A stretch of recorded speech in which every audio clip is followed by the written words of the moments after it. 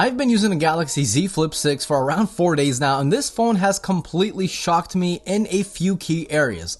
I'm not going to waste your time is valuable, so let's just jump into it. First up, the design. The design of the Z Flip6 hasn't really changed all that much. You now get a color matching camera housing, it's a little bit thinner, a little squared off on all sides, and that's it. But just like Mama said, what matters is not what's on the outside, but it's what's on the inside. And oh boy, we do have a few changes. Now, unfortunately, these phones got a little bit more expensive, but as you guys see, Samsung is offering pretty good deals that won't last long. So if you guys are thinking of picking the phone up, use the exclusive link down below and it'll help you save some cash. So let's go ahead and talk about the cameras. I love them because we went from a 12 megapixel main camera to a 50 megapixel main camera from the S24. In fact, all the cameras on the Z Flip6 are the same as on the S24, which is great because we're getting flagship grade cameras on a flip phone. The photos look fantastic, and now with the Pro Visual engine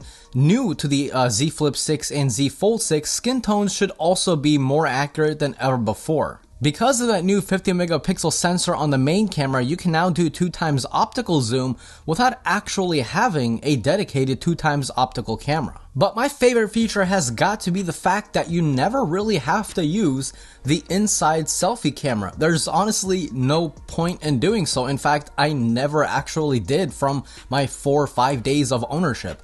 Never once did I use a selfie camera on the inside. Because why would you? When you can take a selfie like this is so comfortable. You can either double click the lock button or use a little camera indicator right there. You swipe up on it and boom.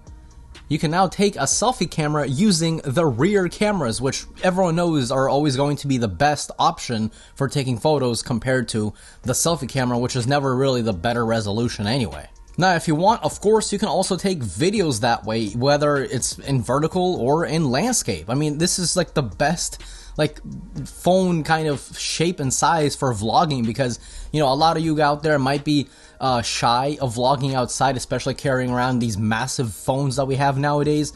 You know, not everyone feels comfortable doing this, but why would you when you can do a little, you know, you can hide the phone like this in your palm and just kind of vlog yourself and no one really can see what you're doing, you know. So I don't know, maybe it kind of helps out like that subconscious layer inside you. But I don't know, I just find this phone to be so fun. Every single year that the new Z Flip comes out, it's a fun phone. So what about the battery life? Well, that has also gotten a nice treatment. It went from 3,700 on the Z Flip 5 to 4,000 on the Z Flip 6, and pair that up with the Snapdragon 8 Gen 3, pair that up with for the first time ever, we finally have a vapor chamber, and if you pair all those things up together, you get really good battery life. I'm getting around 6 hours of screen on time on my Z Flip 6, which is pretty darn good considering the fact that my Z Fold 6 and my iPhone 15 Pro Max is also getting around that same time, which is, again, pretty darn impressive from a folding or from a flipping phone. Now, of course, with the Snapdragon 8 Generation 3, performance isn't going to be a problem. There's not even really a point in talking about it. Yeah, it'll play any game you throw at it. It'll do anything you throw at it. It's the latest and the greatest from the flagship 8 Gen series of Qualcomm chips.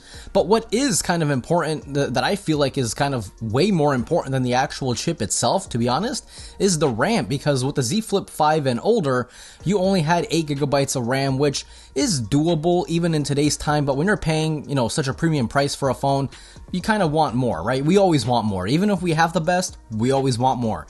Well, now we have 12 gigabytes of RAM across all models, which is the same as on the Fold 6. But the weird thing is Samsung DeX is still not on the Z Flip 6. I don't understand why. At first with the Z Flip 5 and older, I'm like, okay, maybe it's because of 8 gigabytes of RAM, maybe it's because of overheating, I guess.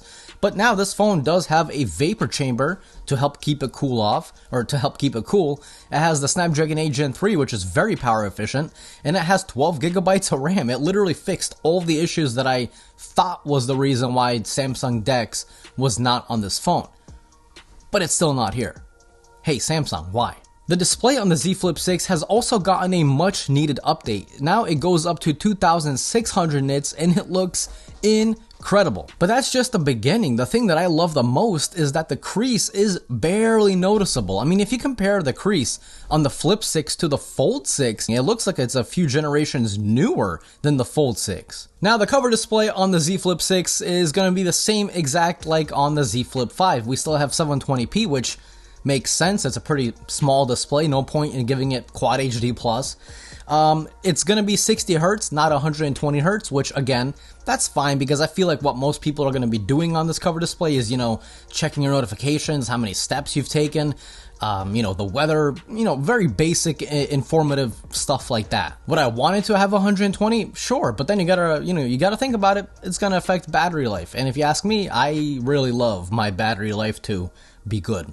Now, some reviewers are saying that the cover display also got that extra bump in brightness to 2600 nits. That's not true. The cover display is still at the 1600 nits like it was on the Flip 5, which, guys, believe me, that is completely fine. I was using it all day outside yesterday in direct sunlight. I never had any issues looking at the cover display. It's fine. Believe me. Again, would I want it to be more? Sure. But then, battery life. When it comes to AI features, this phone has the whole lot. So pretty much everything from the S24 line, such as slowing down videos in your gallery by holding down on the screen, and some new features like the interpreter mode, which translates languages in real time, and even things like the photo editor, which allows you to draw on photos, and AI will kind of, make those drawings a bit more professional and kind of come to life. And if you ever wanted to see how you'd look like as a sketch, well, this phone can do that as well. You can even set an ambient wallpaper which takes your own photos and changes it depending on the time of day and the weather, which I think is pretty darn cool. I mean, like, imagine taking a photo at the beach and you're setting it as your wallpaper, and then you go back home like to Montana or whatever, and it starts to snow, and then your beach photo has just snow going all over it. That's pretty cool. Now, when it comes to charging speeds, unfortunately, it is still at 25 watts, even though the battery capacity increased. So I kind of would have hoped to see the charging speeds increase as well, because it kind of makes sense. But no, 25 watts. It's fine, I think, because, the battery life is already so good that it's gonna most likely last you throughout the entire day. But, during those extra long days or extra heavy days, maybe you're using maps and 5G a lot more than you normally would, I would have liked to see some quick top-ups, but unfortunately we don't. Maybe next year. Now, when it comes to the vibration motor, it's kind of weak. Even if you have the vibration intensity set all the way to the maximum, you barely feel it. And if it is set to the maximum, you start to actually hear the vibration motor instead of only kind of really feeling the vibration itself, if you know what I mean. It's fine. I would have, of course, liked to see it be a little bit better, at least compared, the Z Fold 6 is better. The S24 Ultra, of course, is like the best when it comes to vibration motors on Samsung devices, but the Flip 6 is just fine. Now, the thing that I am happy to tell you guys is that the Fold 6 and the Flip 6, both of those are getting 7 years of OS and security updates, which is up from 4 to 5 years on the Flip 5, the Fold 5, and older. This is really good for longevity, but we'll just have to wait and see if these phones actually last 7 years in terms of durability, because, well, they flip and fold, so we'll see. But if you're lucky and you never damage the phones in any single way, they should last you 7 years, so that's good. Overall, the Z Flip 6 has been super fun. It's fun. You don't really need to worry about it. It just kind of does what it does. The selfie camera with the cover display is such a good feature. I never really take a lot of selfies, but with this phone, I'm like, just taking selfies all over the place for no reason. The background isn't even all that impressive, and I'm just like taking selfies. It's a fun phone.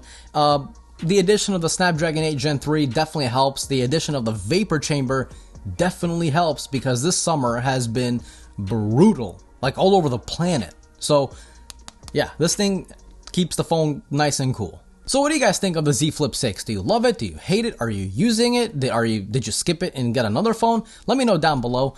And as always, if you guys did enjoy today's video, definitely click that like button. It's free for you, but it helps me out a lot, and I always truly appreciate it. And if you're new here, consider subscribing. This was Mark from Mark's Tech. Adios.